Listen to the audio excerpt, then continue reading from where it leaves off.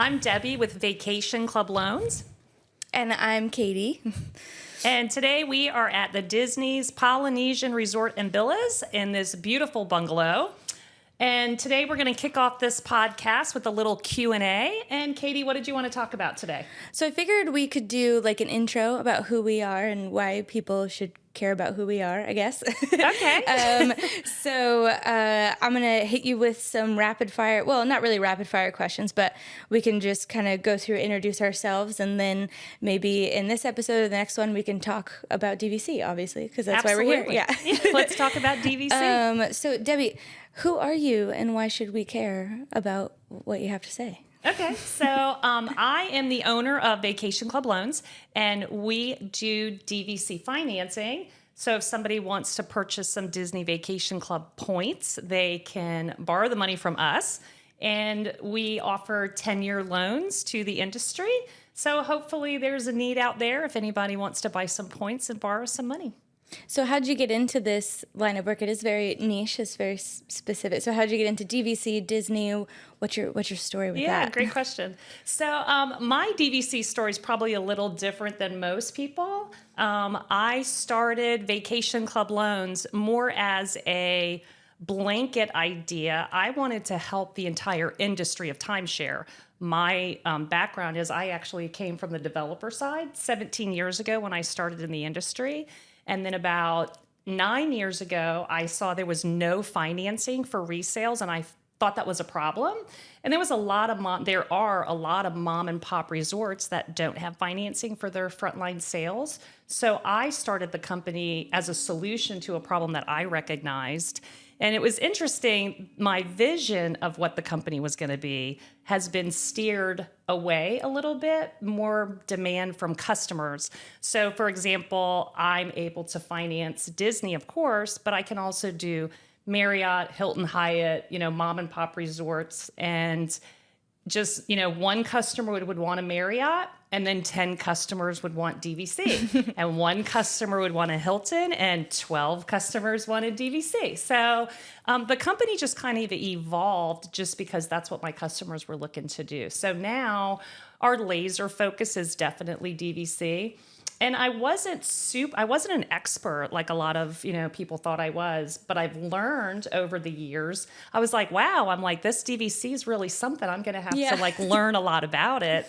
And then of course now I own points and I get to stay in the deluxe villas. And of course I love it. I mean, this incredible view. This is insane. Yeah, I personally, I grew up about 30 minutes from Disney. So we did a lot of day trips and everything. And I've never been in any of the premium resorts in my life until, we started working together. So I was like, oh my gosh, this is really nice. And just the vast difference between all of them. This one, the bungalow, obviously being the swankiest, biggest, best personal pool, all the different stuff in here. And so it's really cool to kind of see this new side of it. And you did say you've got points now, so you're a DVC member. Absolutely. And yeah. Nice. So now over the course of the years, I've had the pleasure of staying at every DVC property except Hilton Head, which is on our bucket list, and the Grand Cal in California. And I did go out to California, but they didn't have any availability. I'm hoping now that they have the new tower that open that I'll be able to stay there. So we're going to have to put that on the list. Yeah, write it down. Yeah. Yeah. But I even got to stay at Alani, which was really, that place was huge. I did not know it was such a big resort, until you're there visually. You're like, wow, this place is so beautiful in Honolulu. And it's a very large, but I just love the resorts themselves. So, I've been in timeshare for, almost 2 decades, and my son, it was so funny. So we are used to staying in timeshare properties with the full kitchen, washer, dryer, all those perks. And I remember one time we were on a road trip and he was like, Mom, where's the kitchen? We stayed at a hotel, it was just like a one night. And it was a nice hotel, but, and he was like, what is this? Why is it so small? And I was like, you are so spoiled. Yeah. But the DVC deluxe villas are, really the marquee of the industry. And, I also love, there's so many things about it that I love, but I love the themed properties. You really feel Yes. like Yeah. you're in a submersive vacation. And I love that welcome home feeling that you get every time you check in. They're like, welcome home. And, they really do, just give that extra special care, the staff at the resort, the front desk, the activities, it's like it really has the all-inclusive that you want from a luxury vacation. Yeah, and we spent all day here at the Polynesian yesterday. And so we got here about, what was like 9, 10 o'clock. And we just spent all day doing all of the resort activities. We painted little pineapples. We were going around. We were trying all the stuff. Probably walked the entire lap all the way around, fireworks, restaurants, bars, all that stuff. Yes. So even if, and we didn't get in the pool because it was, like 50 degrees? Chilly. Yeah, It was chilly. Yeah. We didn't It's get in the December, pool. it's cold. Yeah, but there were still a ton of people in the pool. But we were even talking about it. It's like, I love resorts that you can spend all day here and it doesn't feel like you're wasting money. It's like, oh, we're here, we're in Disney, we have to go across the lake over into the parks, we have to do this, we have to do that, go, go, go. And it's like, no, you're still definitely getting quite an experience just by staying at the resort. And so I think that's what's really special about all the resorts here, Yeah, and the characters, like yesterday we saw Pluto, we saw Goofy, we saw Donald Duck, we got our pictures taken with the characters. I had my first experience at Ohana last night. Oh my gosh, yeah. That food was outstanding. It was so good. The chicken was delicious, the salad, oh my gosh, what a banana bread ice cream. Oh yeah, like the pineapple bread pudding with ice cream on top. It's definitely like, I love a buffet where you don't have to get up and go get the food because it's that much more lazy and easier and nice. But the food was fantastic. Like, I mean, I didn't expect it. I expected it to be good, but like not that good. It was really, really good. Right. The chicken was fantastic. I was so disappointed that I was full. Yeah. It's like, I was are we like, stopping I want already? to keep eating everything because it's so delicious. And I'm like, oh, I just can't eat anymore. And it was sad. Yeah. One thing, because I know there's a whole bunch that we can say about financing, but one thing that I wanted to talk about first, because a lot of the people that you work with, or not, a lot of your clients will be doing DVC buyers. for the first time. Yeah. So how, and I don't totally understand it fully yet. Like, I'm picking up like info here and there, but like really trying to like wrap my head around it. So can you give us a rundown of how, like, what the concept of DVC is, how it works, and why some people might choose to do that instead of just renting a room for a weekend, or like who's it for? How does it work? Kind of thing. Absolutely. So we could talk about it for hours, so I'm just gonna like give like a high level little quick summary. So Disney Vacation Club, they have, I believe right now they're at 16 properties. So if you're coming to stay at a Disney Deluxe Villa every single year, year after year, you love staying here and you know you're going to be coming back, I always say then you should own instead of rent, because first you're buying an asset that's actually something you can sell later. And it's more valuable, it's more economic if you own it, because like if I was going to rent this room and I used points, I used my DVC points, they were actually... Well, it's a house, not just a room. Yeah. This is a house on stilts on the water. Yeah. And so, if you hear in the recording, if you guys happen to hear any horns, it's all of the boats going back and forth across the lake. So if you're like, what is that noise? Yeah, that's what we're literally on the lake. Right. So if you find yourself coming back again and again, so I had 120 points that were getting ready to expire in 2 weeks. And I was like, okay, I need to use these points. Poor me, right? Yeah. So I booked this villa using my DVC points.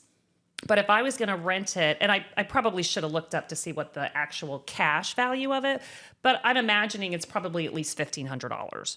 So instead of spending that X amount of dollars, whatever it was last night, I used my 120 points, even though I did buy those, years ago. So you can buy contracts at one of the 16 DVC properties, and let's say I have 100 points. So those 100 points could be 5 nights at Saratoga Springs, or it could be in a, a studio, or it could be maybe 2 nights in a 2-bedroom. So there's a point chart, and it's based on availability. Of course, when you make your reservation, but the value is given obviously high season, higher points. Off season is going to be lower points. A Tuesday, Wednesday, Thursday would have a smaller point versus a Friday or a Saturday. So you really kind of have to see, okay, what are my travel habits? How many points do I want for my family? Of course, a studio is going to be less points than a 1-bedroom. A 2-bedroom is going to be a little bit more than that. So it's all, there's a lot of little nooks and crannies. And it differs by the resort too, right? So Correct. it's like, here at the Polynesian, it's going to be a different amount of points than Saratoga Springs. It's like a 1-bedroom over there, or Right. And there also might be some variables based on like Beach Club and Boardwalk are literally right there at the back door of Epcot. So during Food and Wine, the point might be a little bit higher than a seasonality month for Epcot. So you kind of have to look at, okay, here's my travel habits. Here's the size of a room that I want for my family. Like this particular bungalow, obviously is, the top of the line. So this room sleeps 8, but even the studios, most of them sleep 5. Yeah, at least 5 I've seen. But then you have the 1-bedrooms, then you have the 2-bedrooms. So you really have to say, okay, here's the size of my family. It's, me, my spouse, and our 2 children. Or is it, maybe it's just you and your girlfriends that like to travel, maybe it's you and your, mom that love to travel, so you really just kind of have to see how many points is going to be mine. And I'm sure every one of us that owns DVC is kind of like, there's never enough points. Yeah. They call it add-on itis, and it really is that's how a they real, get you. Yeah. it really is a real thing. So a lot of people, they can start with 50 points or 100 points because you can always add more and do the add-on itis. But, you just kind of have to see where's my travel, what's my basis. And when you're signing up for like a DVC membership, let's say I'm a first time sign up person and I'm buying 100 points and my plan that I'm financing, but that's 100 points every year, right? Absolutely. And for how many years? Right. So you have to look at the resort. So Old Key West was the very first timeshare resort that Disney Vacation Club built. And the deeds are for 50 years. So, for example, the Riviera, which is one of the brand new resorts, that probably has 47 years left. This is 2023. Oh, so it's like every year. So if it's every year for like 30 years, or it's for so the it's a long deed time. started at 50, and then it kind of clocks down from there. Oh, So, okay. Yeah, so Okay. it goes. So Riviera has 47 years left. Polynesian, and I don't have my cheat sheets with me, but Polynesian has, let's say, 22 years left. So you own it, and it's a deeded piece of real estate. This is something that you could will to your children or a family member, later in life, or you could obviously sell it. I would say the average ownership, like when somebody buys and then says, okay, I'm ready to sell this, if they want to, it's probably about 10 years. I would say it's between 8 and 10 years. That's when people, they buy it because lifestyles change, travel habits change. Obviously emergencies come up from time to time. So you can own it, and then it's like, what? I'm not traveling like I used to. My habits have changed now. So I'm going to A, gift it to my family, or B, I'm going to sell it and maybe buy something else, Yeah. And also, one of the things that comes into play is you do get those points every single year. And there is some flexibility, like you can bank your points. And that means, like, say, for example, I had 100 points for this year and I only used 85. And then I had 15 left over. I could say, okay, I'm going to bank these and put them in my little savings account and roll them over to next year. And then next year, when I get my 100 points, now I have 115. And let's say I want to take a big trip. I want to go for 2 weeks, not just one. I can borrow from my future year. Oh, okay. So I could actually have 215 points, but that's the maximum. You can only bank 1 year forward and borrow 1 year back. And then, like, you can't say, I want to borrow 10 years worth of points. Yeah. And we're staying at the bungalow. Yeah, for the whole for a week. month. Yeah. Right. So, there's flexibility there that you can kind of navigate and say, okay, I can push this forward or pull this back, a little bit. There's a little bit of flexibility to accommodate your travel needs. And then there's also the home resort comes into play. Like right here on the water, we're looking at the beautiful Grand Floridian Resort. You could physically have your deed at the Grand Floridian. And the reason that there are benefits to having a home resort, I always say, if there's one property that's the one you want to go to, and that's the one you usually and mostly want to go to, that's where you should have your home resort. Because at your home resort, you can book 11 months in advance for a reservation. And okay. Yeah. So that if I own it, Poly, Like home field advantage. Yes, Yeah. home field advantage. Yeah. So at 11 months, your resort opens up to you and other home resort, for that month, and then you can book. But then at 7 months, so 7 months in advance, you can book all the resorts, and it's based on availability. So if I want to go, let's say from Christmas to New Year's, very high demand. Mm-hmm. I'm probably not going to be able to book that week a month in advance. Yeah, gone. That's definitely full. So if my travel habits are, I always want to go when the kids are out of school. It's higher demand. Yeah. If you want to travel off season, which I consider off season in Florida, September, the kids are back in school, the weather, it's hurricane season. Yeah. So the availability is probably bigger, in the off-season time. But it's all about, planning your vacation. Like for me personally, I'm a last-minute vacationer. I'm like, oh, I'm going to Orlando next month. Let's see what's available. So I just go on my DVC app and I look to see what rooms are out there. And I'm like, oh, I haven't stayed at Old Key West in a little while. I'm going to book that one. Yeah. Or Animal Kingdom is my favorite. I just can't, it blows my mind that you can sit in your room and literally watch a giraffe. Yeah. It's like, where do you do that? So me, I wasn't home resort driven because I live in Florida. I can drive up here. I can stay at one of the properties. But for other families, I always say, buy where you really want to stay unless you're flexible. Like I love all the properties. Yeah. I don't mind which property is available. Then, it doesn't matter as much, I think. Well, and I think like which home is your home property? I have Bay Lake Tower. Oh, cool. Mm-hmm. Okay. Yeah. And that was the one that we had, that was the 1 bedroom that we went to, right? And we got to face like right at Space Mountain to watch the fireworks and everything, or that was really, really cool. Yeah. I did Bay Lake. I have 250 points at Bay Lake Tower. I picked Bay Lake. I didn't really pick Bay Lake Tower for Bay Lake Tower because I'm a last minute popper. Yeah. So it's, I found a really good deal and I couldn't pass it up. And I was like, ooh, that's the perfect number of points for me. And, Bay Lake Tower is great. It's, a fantastic location, but I don't stay there that much. I love Poly. I can't wait for the new tower to open and, give us that 1 bedroom option. I love Poly, but it doesn't work for my family size because it only has studios right now. And of course the bungalow, but, Animal Kingdom's my favorite. Yeah. So.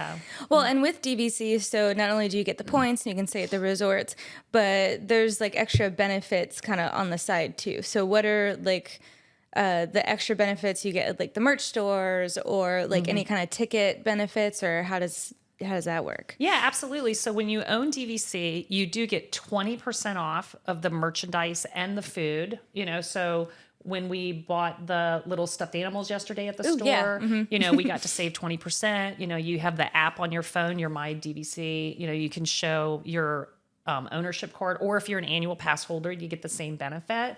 But there's a lot of benefits that you get. So Disney at the theme parks, they have certain parties and certain events that are exclusive for Disney Vacation Club members. Like, for example, they have Moonlight Magic. Or one time I was at Epcot and I didn't even know this at the time, but I was at Epcot and the park was closing and we got to stay an extra hour later than the regular general population, which was really cool because, if there were certain rides or certain things that you wanted to do, you get that extra hour to enjoy shorter lines. Like sometimes you can go over to one of the parks and you get in an hour earlier, so those little benefits. And then they always have, they have like showings and they have certain parties that DVC members get first option to buy tickets to, so those little benefits are really, really important when you're really love the Disney and the theme parks and, all that. And we're Florida residents, so we already kind of get the discount for like tickets and annual pass holders or annual passes. But for people that are DVC and live out of state, which is a lot of DVC people, they also get an annual pass holder discount that is similar to Florida, or like how does that work?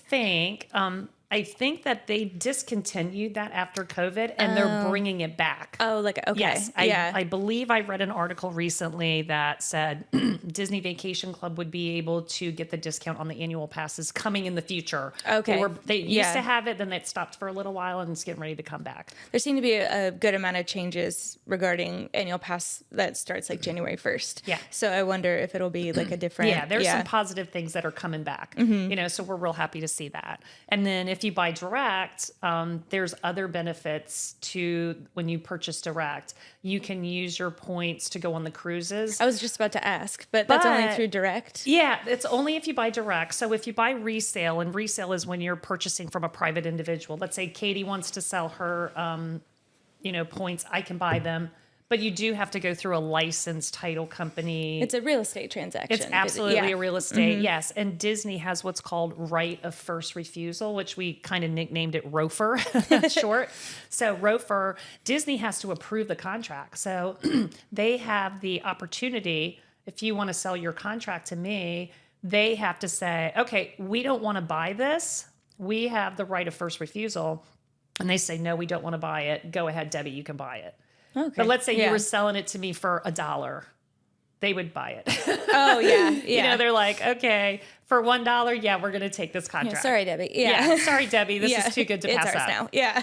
So Debbie doesn't get the contract. Yeah. And then I have to go shopping again. Boo. Yeah. So, they used to exercise right of first refusal. It was about 10% was on average. And then it peaked up to 20 and then it dropped down to 0. And, so there's kind of some unpredictableness with that, with the right of first refusal. You really don't know if they're going to take it or not. We used to think it was completely price point driven, but I've seen them waive on one price and take another that was higher, at the same resort. So it's kind of hard to predict what they're going to take or not. Yeah.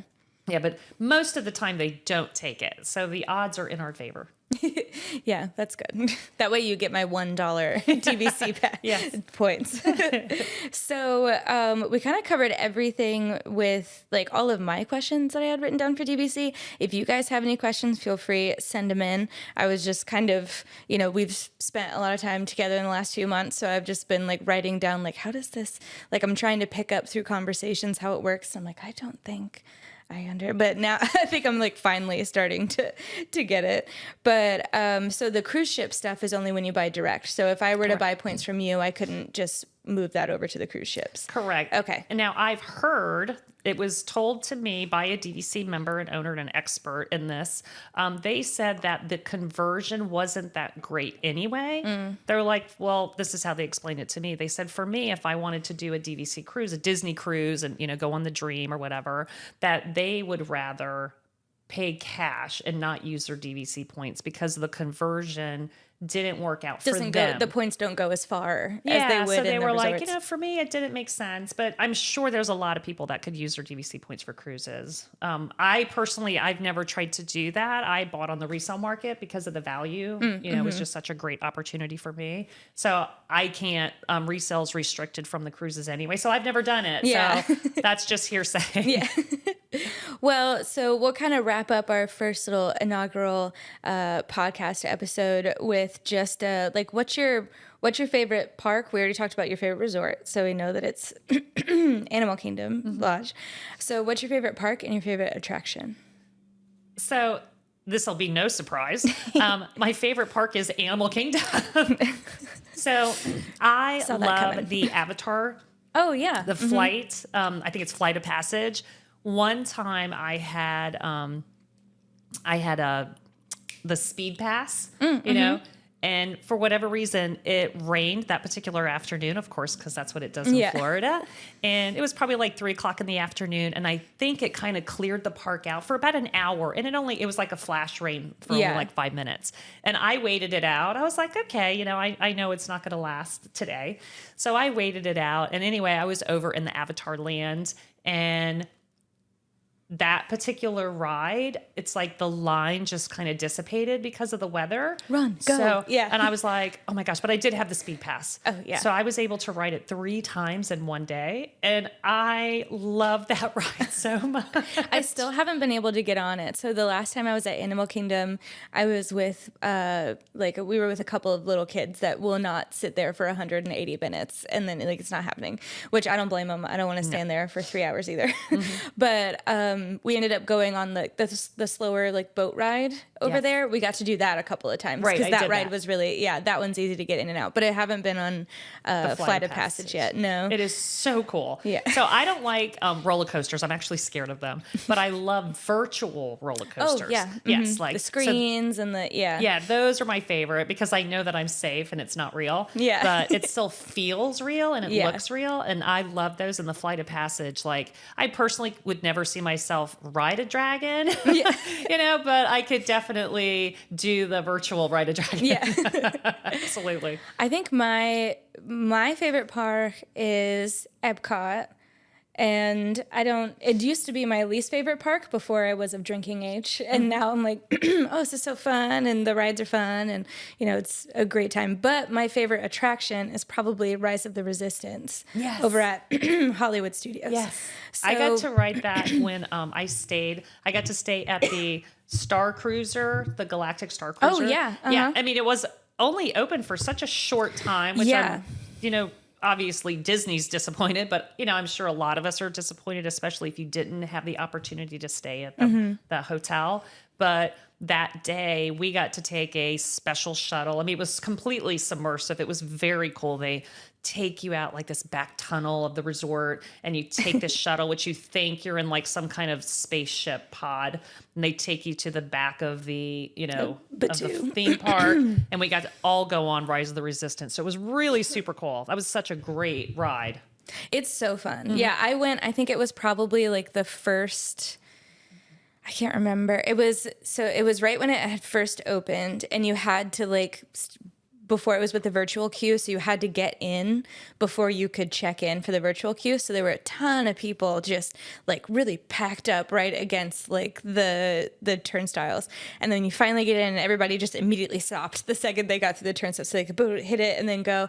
And so I got there 7:30. They let us in a little bit early because it was I've never been in a big mob before, but that's probably the closest. And because it was the first week it had opened, I was like, oh, cool. So I was right there, right at 8 o'clock, I got in the virtual queue, and my time was at 2 p.m. Oh. And I was like, okay, whatever. I'll leave. We went to restaurants, saw a movie at Disney Springs, just killed time down here. And then we got the little notification, okay, we'll go back. And I just love that it's such a long experience. It was, yes. And they really, it's I think from start to finish, it's something close to 30 minutes. Please don't check me on that. I'm not 100% sure yet, but it's long, and it's not we waited however, and we still had to wait in the line, but it was really cool. We were talking about it yesterday, really cool immersive cues that, it's really interesting. There's a lot of stuff. So it was really cool there. And then, you get on the shuttle, then you get captured on the shuttle and all the other stuff. It was They did a great job. Yeah. Yeah, that's one You're getting yelled at as a prisoner. I think it's so cool. Right. Yeah. Okay, I love when they, you're waiting, let's say you're waiting for, an hour to get into a ride that lasts 32 seconds. Yeah. It's kind of yes, it's great and it's fun, but that was a big commitment for, a small. And we're only here for a certain amount of time. Yeah. So you spend most of your days in line, so that can be a little frustrating, especially, for the littler ones that, might not have the patience or understanding. But with that ride, they did such a great job, and it's really worth the wait because you feel oh, that was 30 minutes of true entertainment. Yeah, you know, it and really- that real yeah. Star Wars feeling. Yeah, You know? that was, and I love Star Wars. So that I think it was like after the first time that we went, and I was like, I was like, I'm just like, that was so good. And my mom was like, did you like it? And I was like, I'm tearing up. Like that was really good.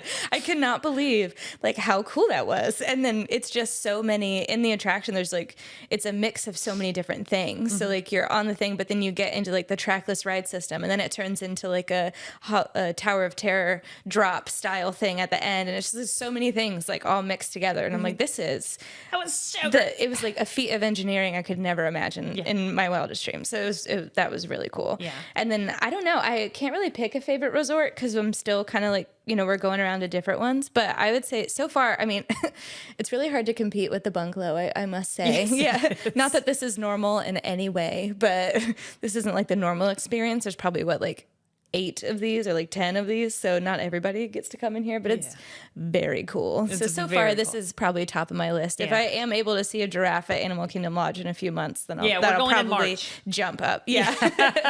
So excited So for the that one. Polynesian, you know, it's definitely one of my favorites. You know, I have like 3 my top 3s, and this is definitely one of my top 3s. So it was so funny yesterday. I was like, yeah, I'm like, it's like the Bora Bora hut. So we've called it Flora. Yeah. Just Flora. Yeah. Well, I think next time we'll talk more detailed about resale financing, how that whole thing works, resale in general. And then, I think this is going to be a fun project. We always have these conversations, and you're explaining to me how a lot of things work. And I'm like, I feel like there's a lot of people that are looking to buy DVC and have the same questions and are as confused or unknowledgeable as I am. And so, that's why we made this fun little podcast, and it's fun. And hopefully we'll be able to continue to record at all the cool resorts we get to go to. So you guys can kind of tag along with us too. Absolutely. Well, thanks so much, guys. We will see you next time. Bye.